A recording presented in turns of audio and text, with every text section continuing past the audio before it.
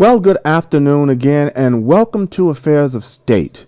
And with me, I have Representative Reagan Hatcher, and hopefully I did not butcher your name. I'm so bad at names sometimes, but I would like to say first off, thank you very much for being a part of Affairs of State. And one of the things I'd like to do is say welcome and give you the floor for an opening statement. Oh, thank you so much for having me. These programs are so important for us to do as state representatives and state senators to make sure that the public understands the kind of challenges that we're facing in this legislative session, the things that we're doing, and how the public can help us. Awesome. And the one thing it's so important is that we get a chance to hear from our representatives, and we also get a chance to hear from our senators. I've had the pleasure of having on the show many of the many individuals that's a part of the IBLC, and the IBLC is the Indiana Black Legislative Caucus. And as I said, that is one thing I'm honored. I'm really honored that you all take the time to come on the show and be able to discuss issues or topics that really impact the African American community. But more than that is issues that actually impact Hoosiers. And we truly take that for granted. And I've had the pleasure of speaking with Senator Breaux, Representative Hatcher, and Representative Hatcher. I've also spoken to Representative Bartlett. Had a chance to speak to Representative Shackelford, Senator Taylor, and Representative Pryor. And I'm missing a couple of individuals I know, and I apologize to them.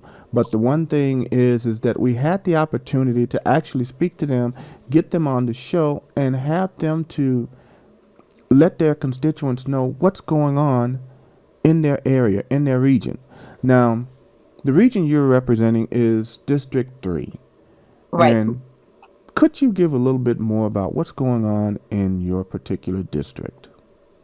Sure. So District 3 is part of Gary, Indiana, all of Lake Station, Indiana, all of New Chicago, Indiana, and part of Hobart, Indiana. So it's a really interesting district because it's made up, it's extremely diverse.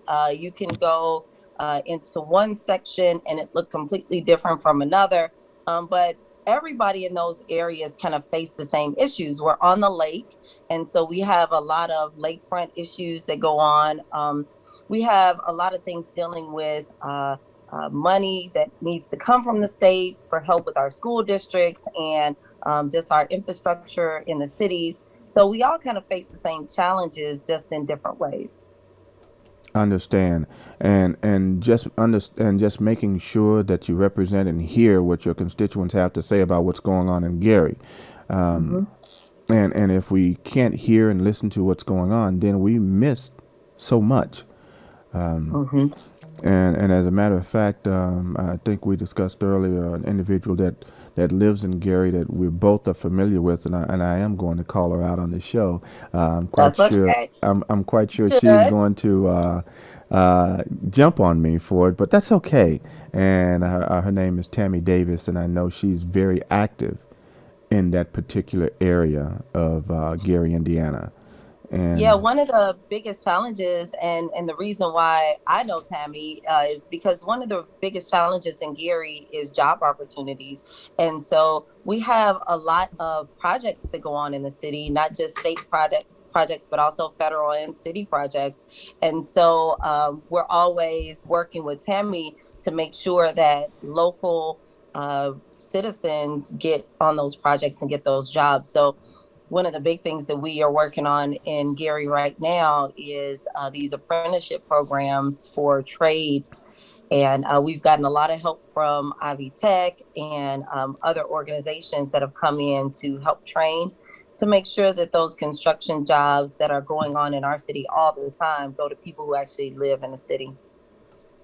great. Now, I can't leave Gary alone. but I also have to discuss who you are. And that last name that you have, Hatcher. Yeah. And the one thing I must be respectful of is that each person stands on their own feet, Mm-hmm. and each person is really doing their own thing. However, that last name of yours, Hatcher, could Mm-hmm. you expound on what that last name is, and that person that may have had an impact on your life? Could Yeah, you give possibly, a, right? yeah, just a small impact on your life? Could you Yeah. mention that particular person and go into some detail, and also which is it the reason why you're in politics today? That's a good question. So my dad was Richard Gordon Hatcher.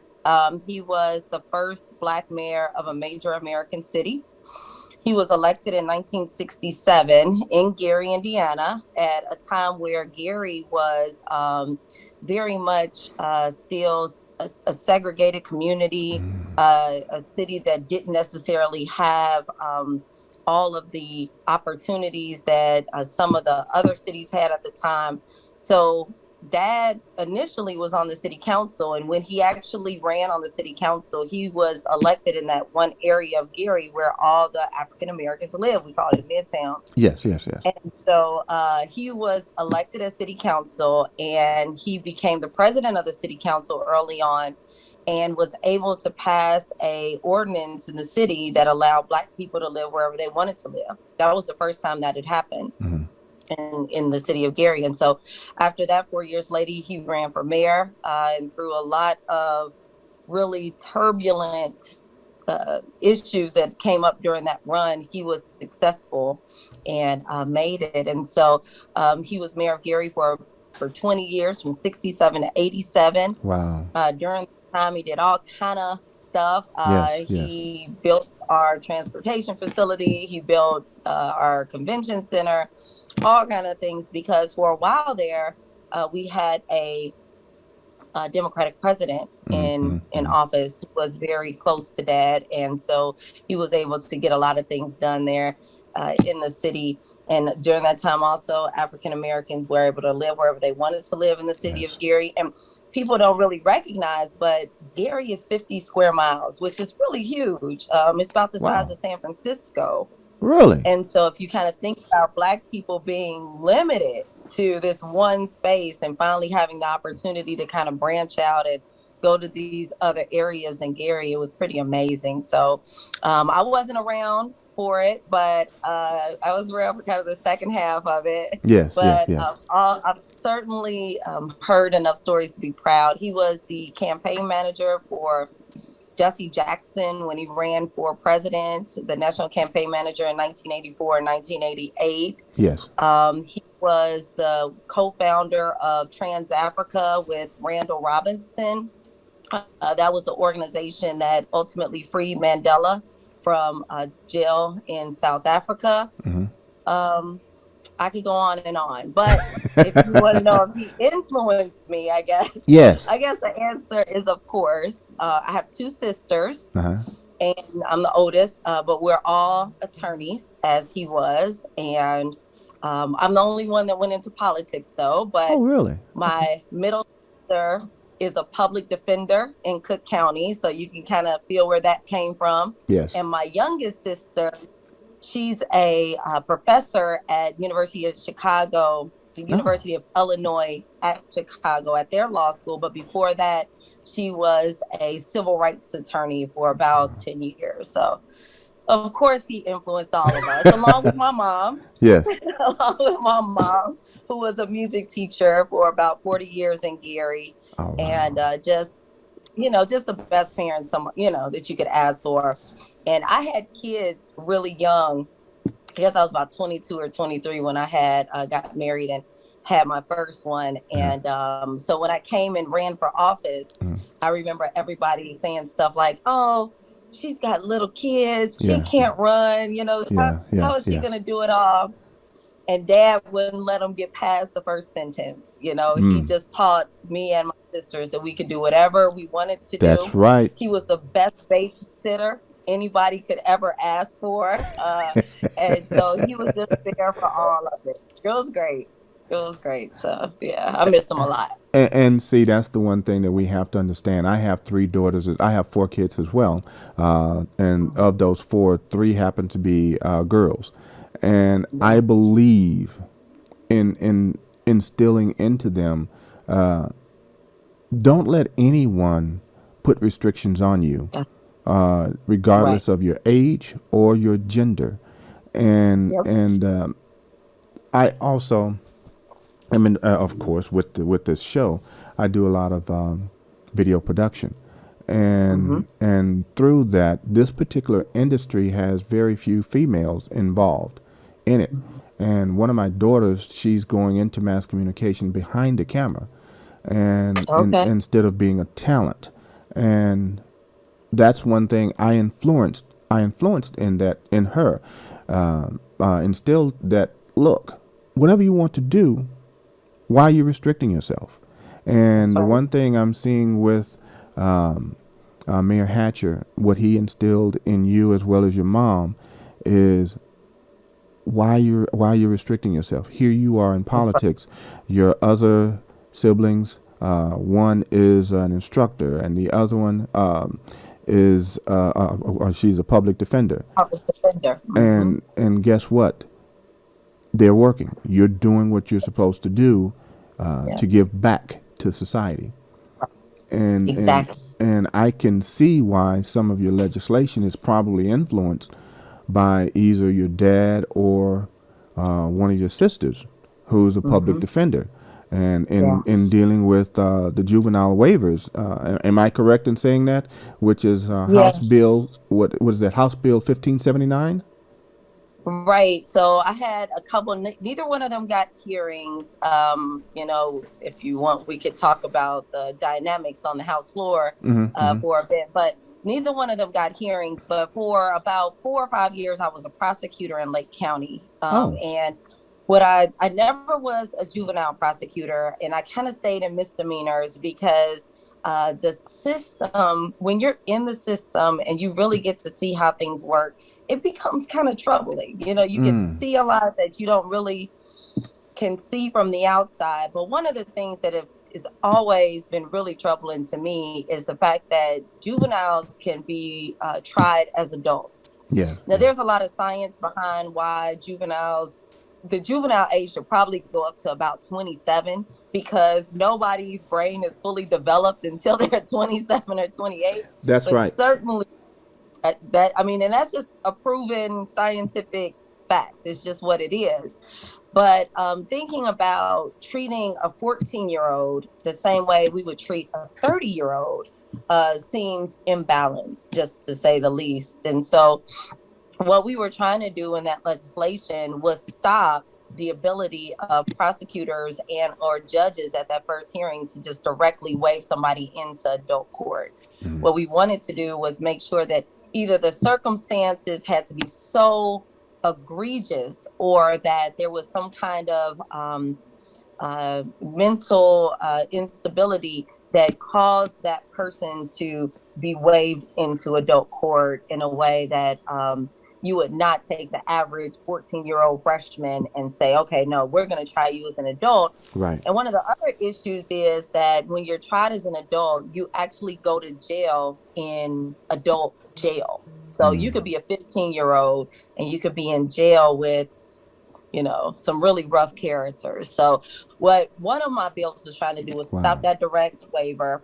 And Uh-huh. what the other one was doing was saying, even if you're tried as an adult, you still get to sit in juvenile jail until you hit the age of 18. Then they can transfer you out to adult court. We just have to protect the kids. And I think that when we start treating them like adults, that doesn't help their recovery at all. And so what we want to do is get them into these juvenile situations in the juvenile justice system so they can get the support. And that just means counseling, all kind of things that support them as juveniles. so they may have a chance when they get out of jail to Right, right, really live a normal life. Yeah. right. Understand. Yeah. And that makes sense because we have too many. Yes, I'll go here. We have too many people of color. We have too many African Americans that move from the juvenile courts to the adult courts, whereas others are not, and they remain in juvenile court, and the system should be equal. And if and as Absolutely. and one of the things that you said that is so important, if the crime that is committed, it is so egregious that there's just an uproar in the community because of what the crime entailed, then yes, Right. there are some instances where that particular person or that particular instance where that crime moving from juvenile to adult court does fit the circumstance.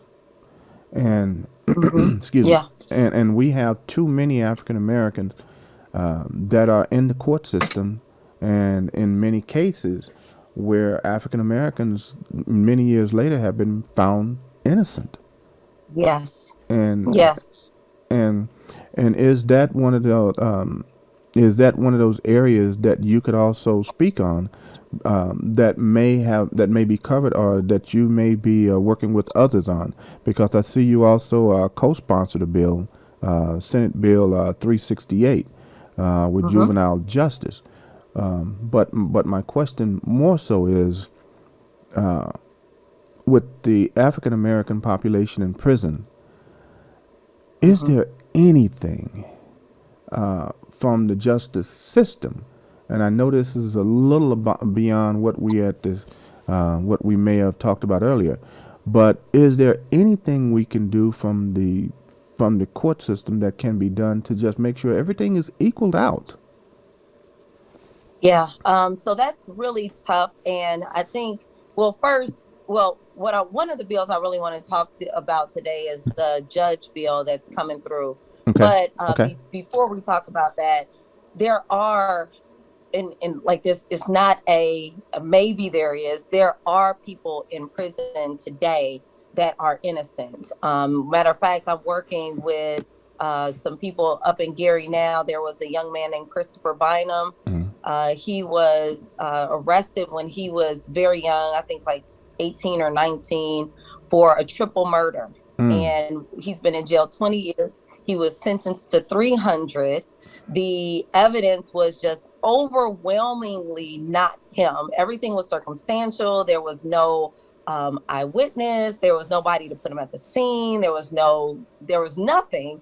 And the police just kind of picked him up and basically kind of coerced him into this confession. Well, there were a number of reasons that he was coerced into a confession, but we feel at this time that the police who were on the case at the time knew he was innocent, but they needed a someone Someone to to hang the murders yes. on.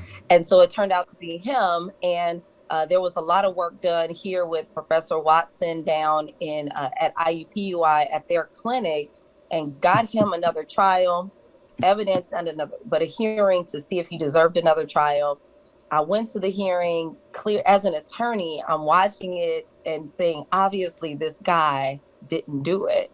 And the court in Lake County decided that he did not deserve another trial. Now, I think it's for a number of reasons. And one of my best friends, Markel Watkins, worked so hard on this case, just bringing the public in to try to show what was going on in this case. But I think one of the biggest reasons, I don't really believe it had anything to do with his case, because obviously if the judge heard what I heard, it was clear this guy deserved a new trial at the very least. I think it had more to do with the unraveling of what would happen for every other case that these specific officers worked on, and how those people would be able to come back and also ask for another trial, kind of reducing the confidence in how the justice system works. So if this case is bad, how many other cases are bad? And so we know it's a lot.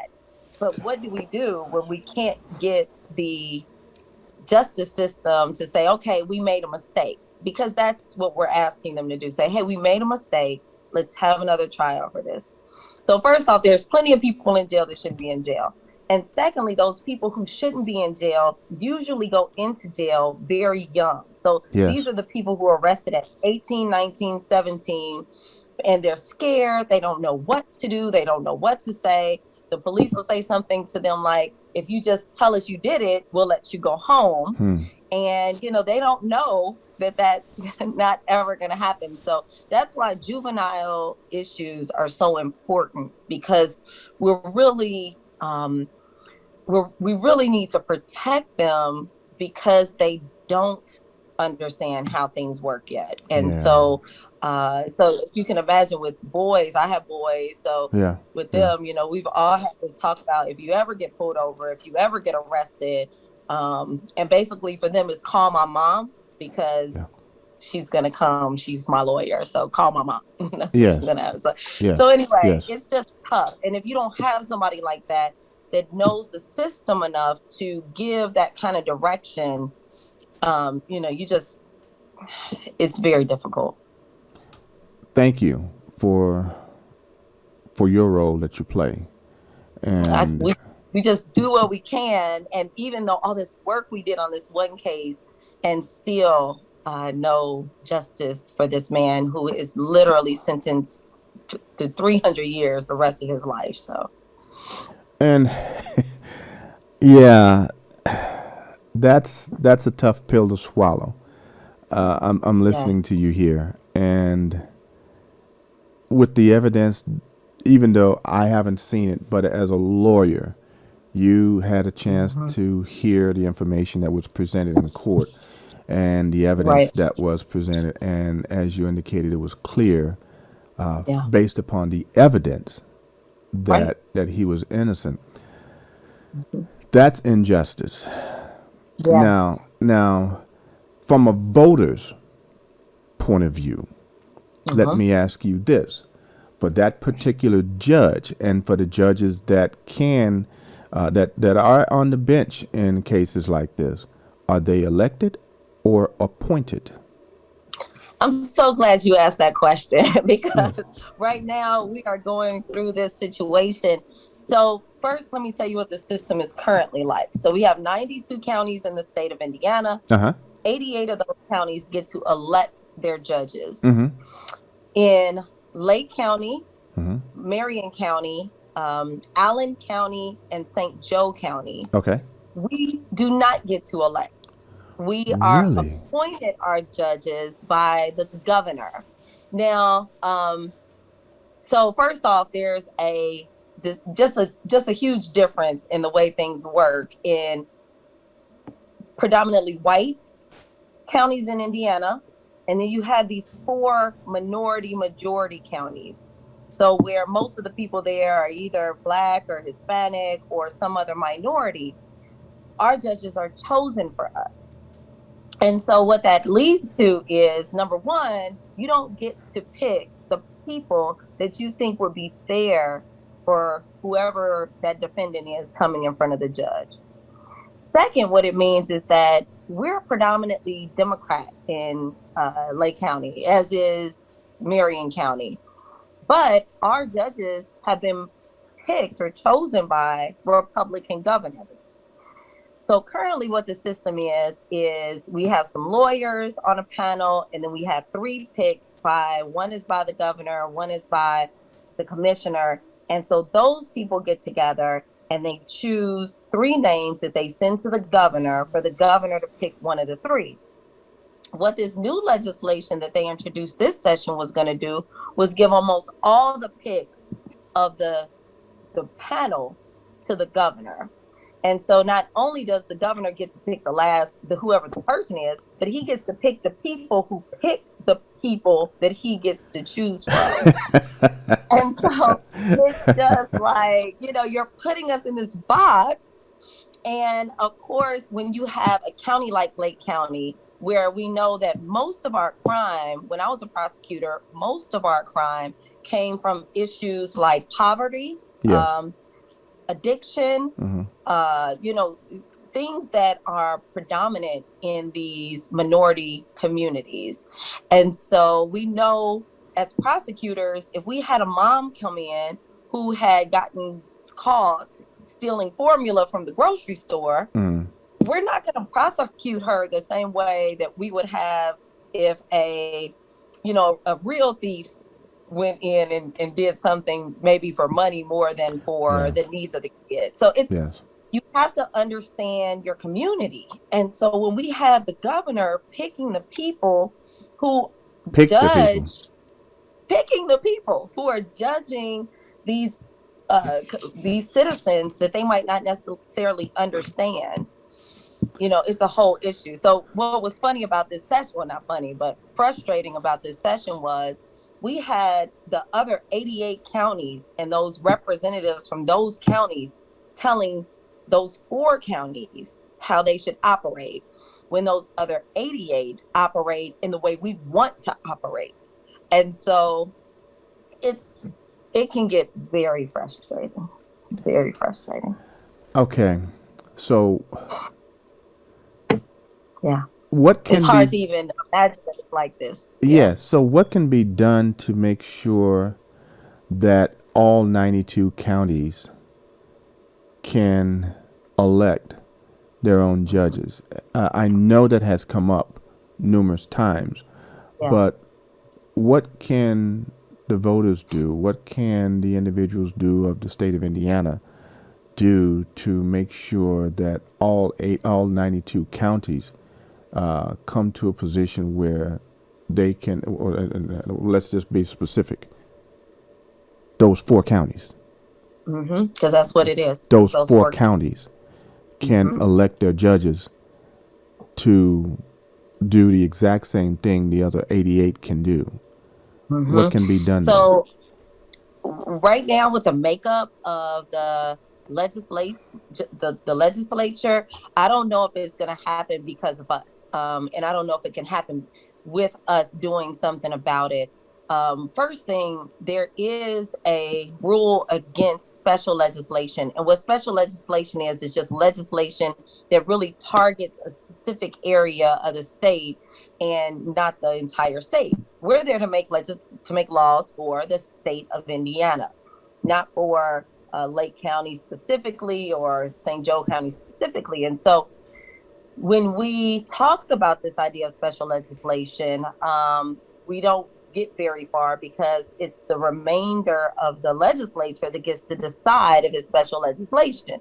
So if those 88 counties is like, that's not really special legislation, so we're not going to entertain that, then we're still stuck in the same position. So what we've decided to try is to maybe use the referendum law, which would allow the question to be on the ballot. Yes. Would you like to elect your own judge instead of having them appointed, and then let the people make that kind of decision? If we can get to a point where we do that, St. Joe, Marion, Allen, if we work that way, that is kind of a way around it.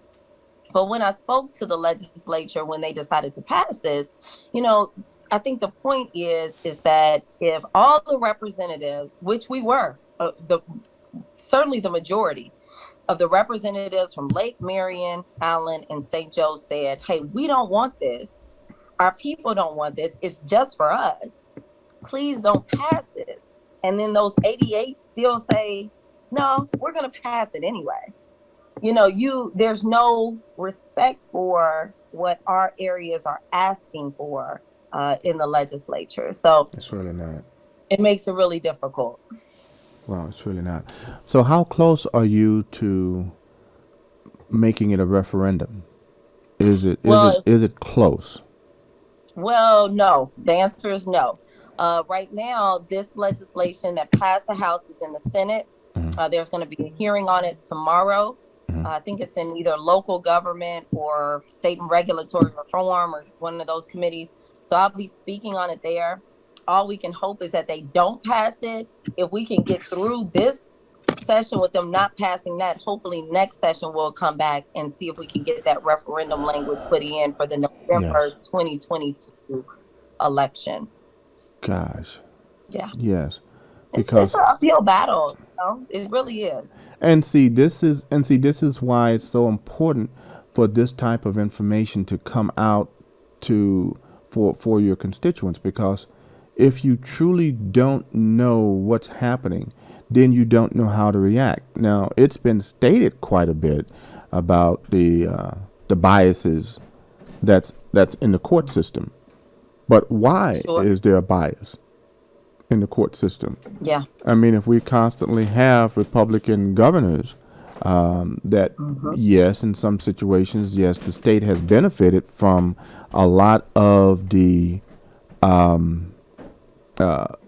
financial situation that we're in, because if we look at our neighboring states, fiscally, That's true. fiscally, Yeah. we may be in good position. But what about in other places? And this is one of those Right. areas that we're not doing so well in. And Exactly. and it needs to be, and it really needs to come out, and it really needs to be discussed, and we really need to do something about that, because we need to have judges in all positions that look like us. And if we're in a rural Yeah. community, I do understand that we want to have someone that look like you. And if we're in Lake County, we want to have people that look like you. And it should not be skewed one way or the other. This is not Jim Crow. This is not the 1900s, where we had someone that was looking over our shoulder that said, you must do this, you must do that. Why? Because I said so. It is not that time anymore. Yeah. And Yeah. And doesn't feel like that, especially with the judge. I think what's most upsetting is either they don't feel like we are I don't want to use the word smart, but in a position to knowledgeable make enough our to own know, decisions. Yeah. right, our own choices about who is going to be judging us, or our neighbors or our family members or whoever, whether it's a speeding ticket or a murder charge, whatever it is. We should be able to choose who those people are. Locally, we're able to do that, but countywide, where those bigger charges go. So in our city courts, we might go up to an A misdemeanor, but when there's no felonies in the city court, and so the felonies go to the county courts, where these judges are chosen for us. So, yep. Yeah, and when we go back to the prior administration, who was president of the United States, it was quite clear that there were no African American judges appointed. Yes, absolutely. Quite clear. And I think that our new governor, not new governor, but Governor Holcomb, I've had some talks with him. He seems very reasonable and understanding. And, Holcomb grew up right here in Indianapolis. Yes. So I think he has a better understanding of the diversity of the state of Indiana. And so I appreciate all that about him. And I got a chance to talk to him about this. And first off, he didn't even know that this was something that they were trying to get done. And, he's basically like, hey, I already get to choose. Why are they making it more about me than about the county? So I just hope that, if this does pass, that maybe we could even have an opportunity with him to talk about vetoing it and not letting it move forward. So I think he's a reasonable guy. He's a Republican, but he still can be reasonable. And I kind of like him.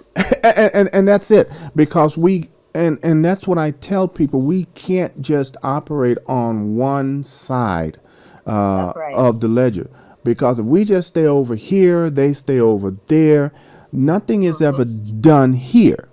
Because okay, you deal with your people, and we'll talk amongst ourselves. You deal with your people, and you talk amongst yourselves, and we'll get what we want. They'll get what they want. But if we don't do this, then we're restricting what the other side wants, and we will never come together. And and we, I grew up. I'm 1 or 2 days older than you are. Okay. Okay. But I remember, and I've said this on a few miles of shows, where Tip O'Neill, way back in the '80s, when we did have people who were reasonable in Mhm. in the United States legislature, where they actually worked with each other, and they would on the Yeah. floor they would have their disagreements. They would have and they would essentially just have major discussions. Just let's just say it like that. They would have major discussions, Yeah. but they would either go to lunch, go to dinner, Yeah. hash it They out, figure it out. come back, Yeah. and just like you said, they figured it out. Okay, we've come up with a compromise, and Hmm. boom, there it is. And they came up with some great legislation for the United States.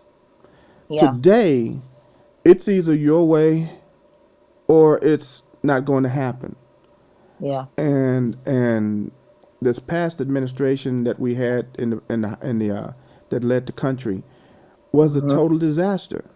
Yeah. And even during the time when we had a real president, with President Barack Obama, Hmm. we had issues. We truly had issues where the Senate just did not agree, all because of how he looked and who he was, and Yeah. that should not have played a role in making those decisions. But unfortunately, it did. Hmm. And I'm not trying to skew this into a diversity issue, but unfortunately, the right has made it a diversity issue. There is Yeah. no other way that we can discuss it. There's no other way that we can look at it. And even though I've had discussions with some of my Republican friends, they completely insist that no, it's not. It has nothing to do with diversity. I mean, a racially motivated stance. And I said, Mm. prove it. Yeah. And Show me. yeah, show me. And when I have them to discuss how it's not, they can't. Yeah. And It's hard when, even down here, we had that big blow up a few weeks ago on the House floor. yes, And, it's funny because I don't know. Well, first, I was happy that it happened because all this kind of behind the back kind of, no, yes, we're not going to hear this bill. We're going to hear that bill instead. All of those things pointed to race that's right. in my. But finally, they proved it to us that it was about race because of what they did they showed us what it was. And it was funny because, these laws that they come up with on the Republican side, mostly on the Republican side, Yeah, are laws that impact minorities differently than they impact non-minorities or white people. And so, we would get up, we'd be like, hey, what you're doing right now is going to have a discriminatory effect on the people in my district. yes, Oh, they're calling us racist. They're calling us racist. No, either you're going to understand or learn to understand that different laws have different different impact. impacts on different people, or you're going to keep passing this stuff and you're only hurting the Black people in my community. And so finally, it kind of came to this, big blow up on the House Yes, floor. yes, And it was clear that they either don't care about the people in those areas or that this legislation is intentionally put forward to do what it's doing. yes, It's one or the other. And yes, I still feel like even though we've had this discussion and, we're not going to have this on the House floor anymore and, we're going to make sure that everybody respects each other. I don't think any of that matters. I'd rather you tell me to my face that you don't want the Black people in my district to be able to move forward than to act nice to me on the House floor and stab me in the back as soon as I turn around. So it's been really challenging, and I don't know if they, and when I say they, I don't mean all the Republicans. Of course, there's some great people that are on Yes, the other side of the aisle, that's but true. there are certainly some that are not very great. Yes. And, Yeah. and this is why it's so important for us to be able to work with our neighbors, Mm-hmm. and that we have to make sure that we are friends with our neighbors, Yeah. because our neighbors who are Caucasians, Mm-hmm. we're able to work with them. We're able to talk with them. We're able to, and we have to work with them because we see them Yeah. every day. Yeah. We correspond with them every day, and by Yeah. building a relationship with them on a daily basis, they're in a position to see, okay, how is this truly impacting you? How is this hurting you? What does this have to Mhm. do with you? And then this Exactly. way, Exactly. we have the open floor to say, yes, this is impacting me.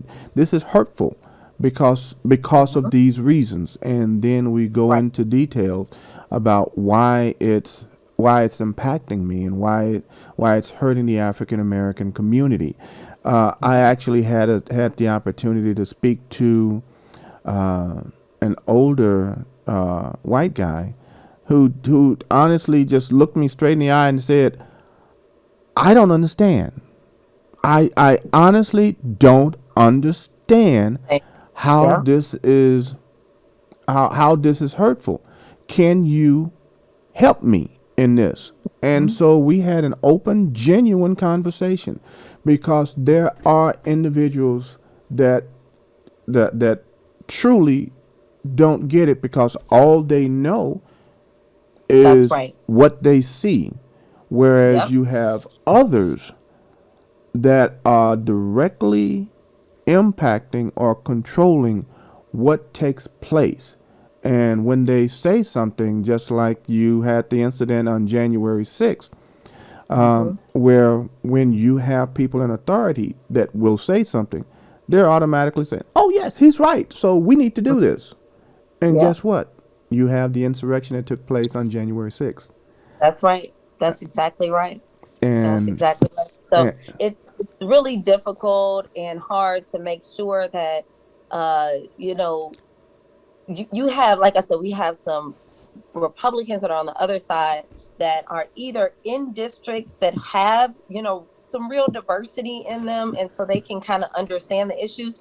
But of course, we have those that are in these super rural areas that there may be no African Americans or no Hispanic that's Americans in right. them. And so they don't get it.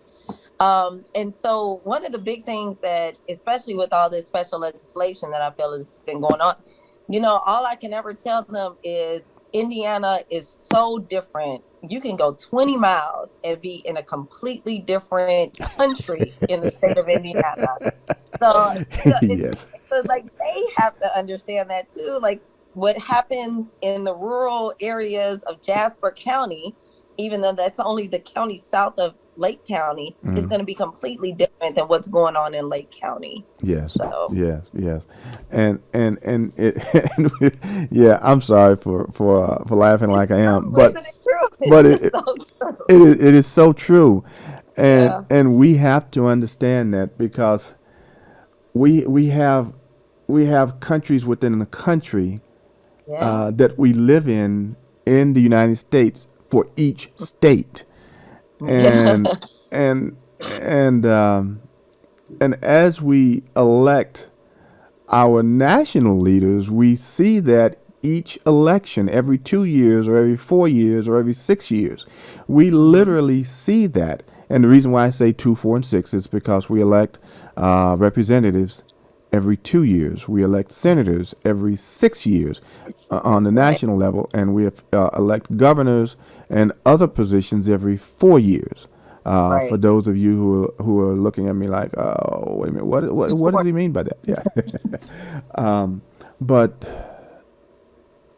we have to understand how important it is that we do think of our neighbor Hmm. as we Yeah. do ourselves, because Absolutely. we don't know how we're affecting our neighbor.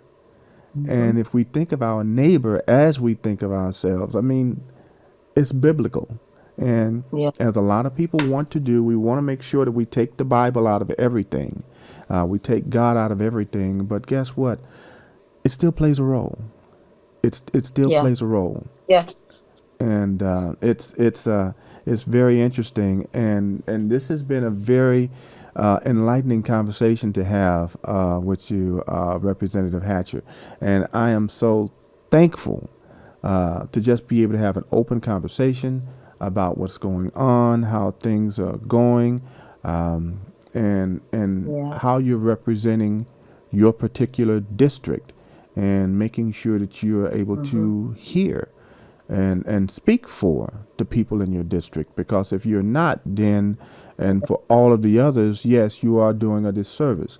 And the one thing, just having a conversation with you, I can easily see that you are not doing your constituents a disservice. You are making sure that you are representing them well, and for that, thank Well, you very thank much. you. Thank And with that, I do, as I mentioned to everyone, I want to be respectful of your time, and I'd like for you to give a closing statement on anything that we may have not Okay. covered, or a topic that you may want to leave with. You may want to leave with the viewers. So, Representative Okay. Hatcher, the floor is yours. No, no. So, Uh, and, and, so and, and, and, I, and I must say, as a parent, that yeah. is okay. Because guess what? I'm good with that. And for most of the constituents and most of the people who are watching, I'm quite sure, because of the pandemic, we do Right. have our kids kind of floating around somewhere, Well, just trying to say, okay, what are you doing? What are you doing? What's going right. And on? they're so interested in Zoom calls. Like they just want to know everything that's going on with Yes. Zoom calls. So please do not feel bad about that, because yes, Okay. we all got kids. As I mentioned, Yeah. I have four, and yes, we've had our moments, and we also have a dog. And every once in a while, we're in the middle of a Zoom call. All of a sudden, the dog just acts as if he's had catnip. And Right. we all know catnip is mainly for cats, but Okay. he, Right. but I certainly understand that part too. I yeah. understand both of those, kids and dogs. So, But anyway, but I but go first I ahead, just go want to ahead. thank you. Yeah, I just want to thank you for having me on the show. And it's these kind of shows that we're really able to let the constituents know about what's really happening in the legislature. I was on the city council in Gary for about 6 years, and I was up there. I was in the Gary bubble, and we thought we were doing all these things, and then I started recognizing that most of the things that impact us are really coming from Indianapolis. Yes. And so Yes. when Representative Charlie Brown decided to retire from the state house, I decided to run in his seat. Mm. And I've gotten to see exactly how true that really is, because so much of what happens here is impactful, of course, to our local communities. So certainly stay, it's just as residents and citizens, you want to be in touch with your mayor and your local council, but also pay attention to what's happening down here, because here in Indianapolis is where these real serious laws that have negative impacts a lot of the time, but can also have some positive ones are coming back up to your area. We find ourselves, so I'm in District 3, the senator in my district is Eddie Melton. Mm. We have Mm. Vernon Smith, Earl Harris. We're all kind of up there, Lonnie Randolph. Um, but we find ourselves playing defense Yes. most of the time, just Yes. trying to stop things from happening in our area. When we're trying to, have this kind of new law, these new things that we want to put forward, Mm-hmm. they're usually blocked because Republicans won't allow Democrats to bring forward any legislation.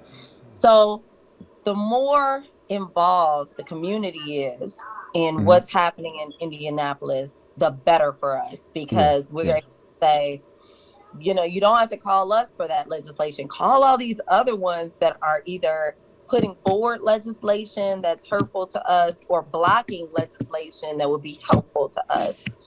But the more participation, the better. Yeah. Just pay attention to who your elected representatives are, and make sure that you vote. Yes. That's the closing statement.